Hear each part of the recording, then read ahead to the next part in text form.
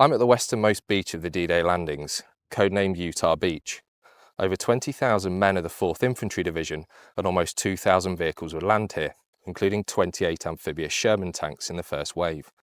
They belonged to the 70th Tank Battalion. The proposed site was almost 3 miles wide. All did not begin well for the Americans.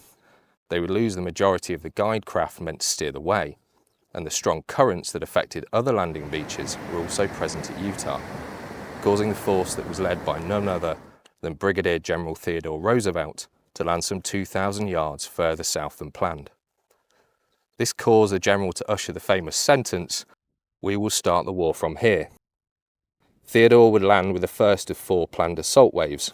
Allied planners initially forbade him from landing at all, but his persistence paid off and gained him a place exactly where he wanted to be, at the front with his men. History tells us that the updated site was not as well defended, but in fact Strongpoint 09, located in the middle of the action, was a newer construction. The typical 5cm anti-tank guns that were prevalent in the area had been replaced by the much feared PaK 43 8.8cm that was capable of turning anything landing at Utah into scrap. Not only this, but it also sported an electronic rapid-fire mortar that's only real limitation was the speed it could be fed. All of this surrounded by the usual machine gun nests, barbed wire, anti-tank ditches and minefields. And this was only one of several points the Americans faced. What I've left out is that the Americans suffered less than 200 casualties for capturing the beach. How could that be possible? Well, there are a number of factors, and the sites are certainly not like the one I showed you the other day with fortified tunnel systems. The area behind Utah Beach was flooded, and still is in areas impassable, forcing you to use the roads. This would mean that the strongpoints would have no means of escape other than the exposed causeways. The men inside would have known that, possibly leading to a rather hasty surrender faced by a horizon filled with vessels.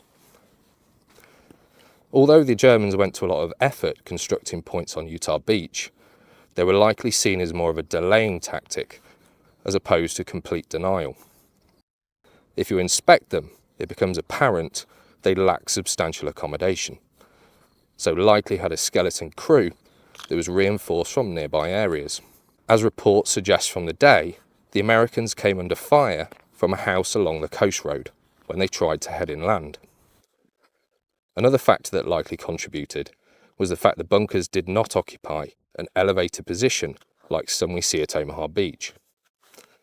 And also, unlike Omaha, the paths the bombers took against Utah were parallel to the beach and its defences, and because of this caused significant damage to their targets and ideal craters for the men to hide.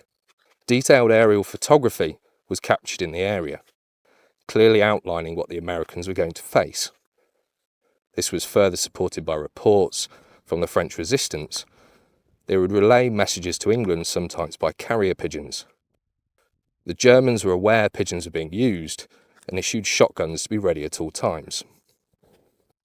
They were allowed to eat the pigeons, but any messages were to be sent up the chain of command.